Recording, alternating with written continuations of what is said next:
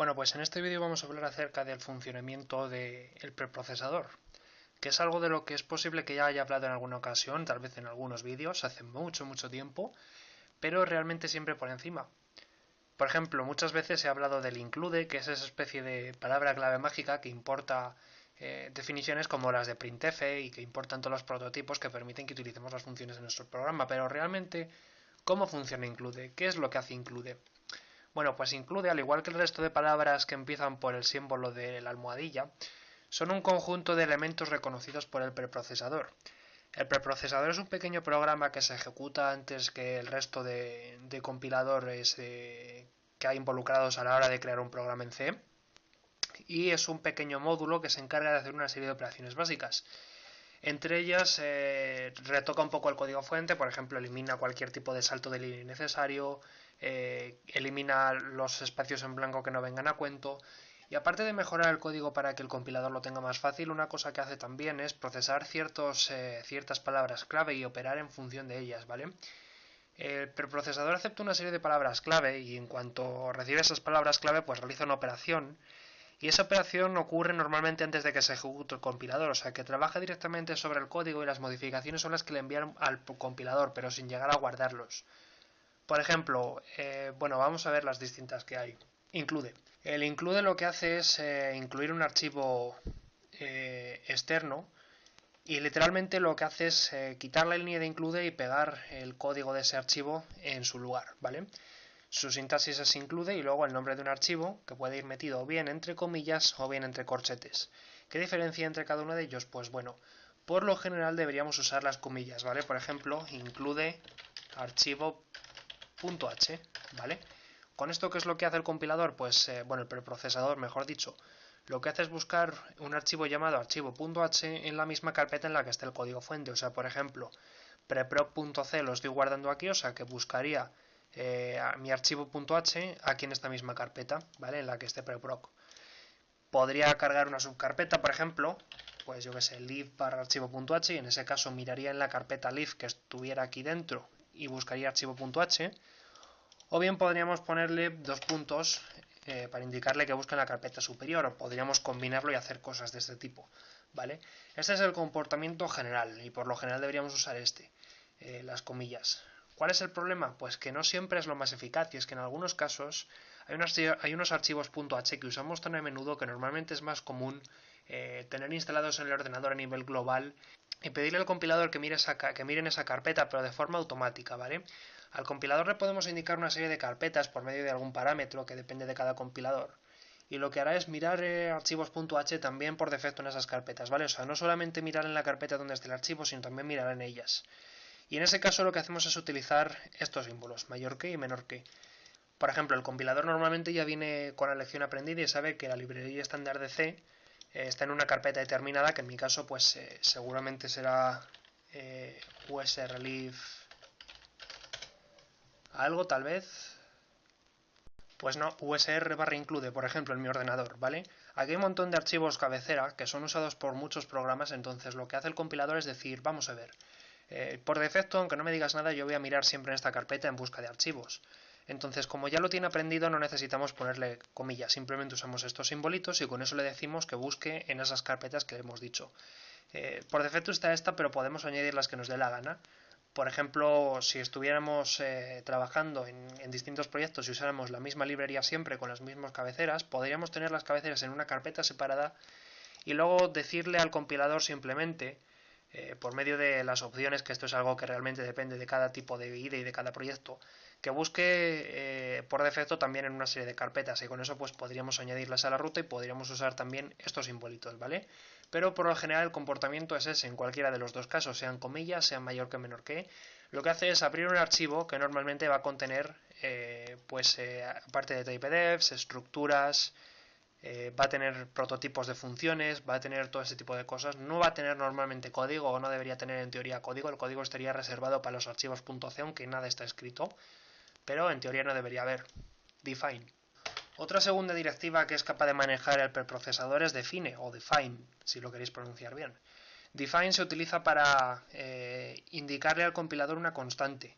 Una constante es un valor que no va a cambiar en el programa, Por ejemplo, el valor de pi, que sabemos que va a ser siempre el mismo, o el valor de conversión entre dos monedas, que por lo general, bueno, debería cambiar, pero vamos a suponer que no cambia, aunque realmente no es así, pero bueno.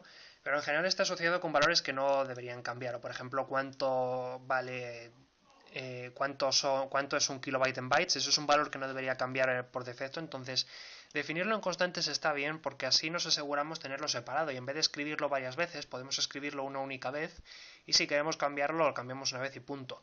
Por ejemplo, podríamos definir el valor de pi en una constante. Para definir una constante, aparte del define, lo que ponemos es un espacio. El identificador que queremos que tenga esa constante, que realmente es lo mismo que si declaráramos una variable, es un nombre, más que por lo general se suele poner mayúsculas. Un espacio y aquello que queramos indicar, por ejemplo, 3,1415,9. Aquí he declarado una variable, pero no hace falta porque ya he declarado la constante y con esto quedaría declarada. Realmente las constantes, la forma en la que funcionan es que el compilador, bueno, el preprocesador, mejor dicho, cuando aprende una constante lo que hace es buscar donde aparece pi en el código, ¿vale? Por ejemplo aquí, y directamente lo que hace es quitar pi y poner el valor que tenga. Por eso es tan rápido, porque realmente no es una variable, simplemente es decirle que haga un cambio al código y que cambie donde ponga pi por esto de aquí, ¿vale? Por eso es tan rápido. Pero funciona perfectamente, veis que si por ejemplo yo lo lanzo, me dice que el valor de pi pues es 3,141590, que es lo que le había dicho aquí más o menos. Y con esto funcionan más o menos las constantes. Hay otro tipo de formas que se pueden definir constantes, que son las macros, que es cuando a una constante le ponemos parámetros. Por ejemplo, supongamos que queremos hacer una función que nos diga, pues por ejemplo, yo que sé, el perímetro. El perímetro de un cuadrado, bueno, de un rectángulo 3×2 es el que sea. Punto barra n. Podríamos hacer una función llamada perímetro que tenga dos parámetros int, que devuelva un int, o que tenga parámetros doble y devuelva doble, pero tiene el problema de que si son funciones pequeñas al final gastamos más recursos en acceder a la función que en hacerla. Por ejemplo, si vamos a hacer solamente una multiplicación, hacer una función es demasiado esfuerzo, porque en el fondo lo único que vamos a hacer es gastar tiempo en que el programa cambie de función, que empiece, que pase los parámetros. Es un poco engorroso, entonces si vamos a hacer algo tan pequeño tal vez es conveniente usar simplemente macros. Las macros se definen como se define una constante, más que en el identificador, por ejemplo perímetro, ponemos entre paréntesis letras, ¿vale? Como si declaráramos funciones, más que tienen letras que por lo general van a ser más cortas y no van a tener tipos de datos, ¿vale? No vamos a poner int ni vamos a poner char ni nada por el estilo, simplemente x, y, a, b, lo que queráis poner o simplemente x o lo que sea.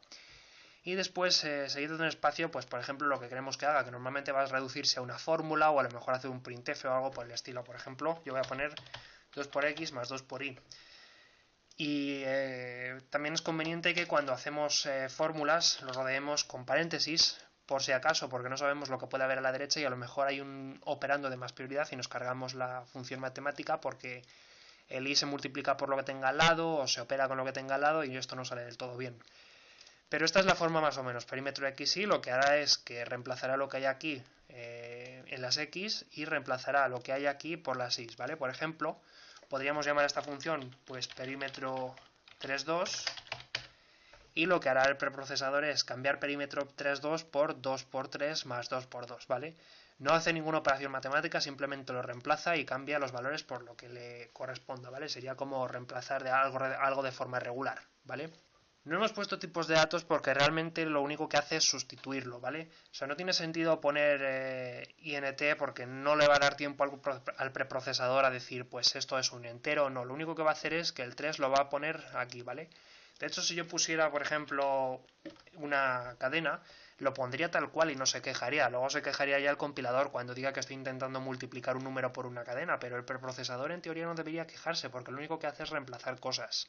Precisamente porque lo único que hace es reemplazar cosas, nada nos impide, por ejemplo, hacer cosas como esto. Llama red a poner red un 0. Y luego, por ejemplo, en vez de escribir red un 0, simplemente podríamos escribir red y ya está. Es mucho más rápido y mucho más fácil de hacer. Y como esto, pues cualquier otra cosa. Un define. Del mismo modo que podemos hacer defines, también en C podemos hacer undefines, o como se escriben, undef.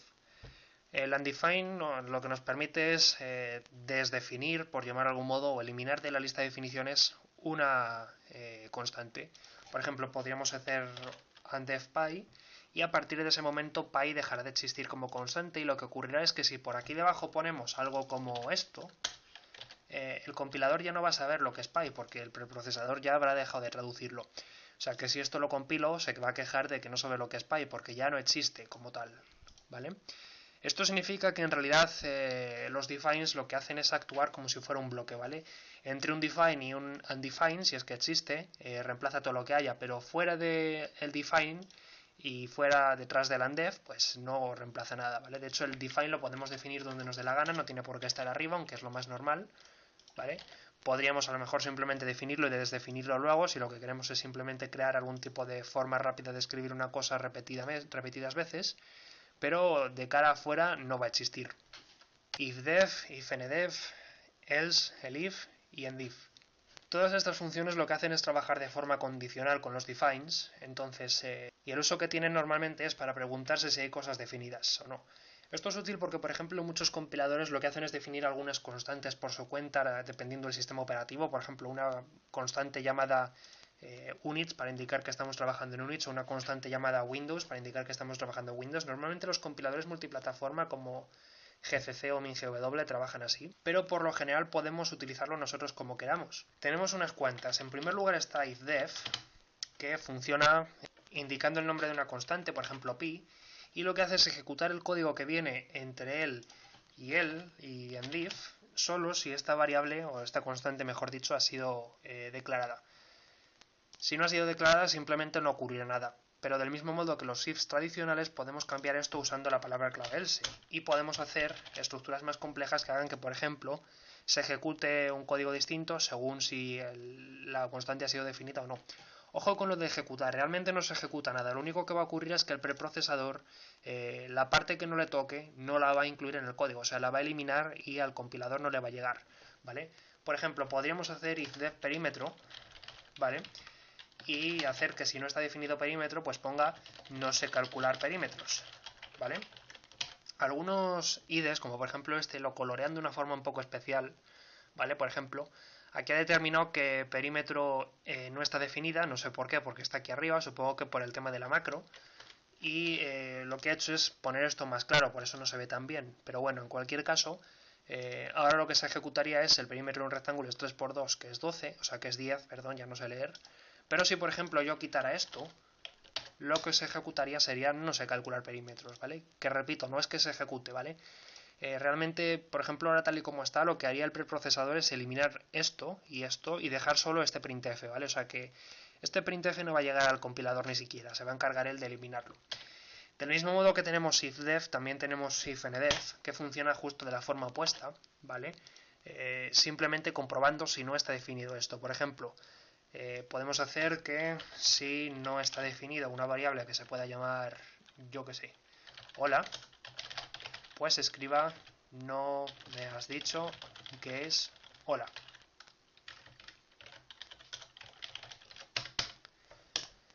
Y con esto lo que hará es quejarse de que no le he dicho lo que es hola, ¿vale? Realmente no es quejarse porque esto se ejecuta bien, es simplemente que el preprocesador elige esta región.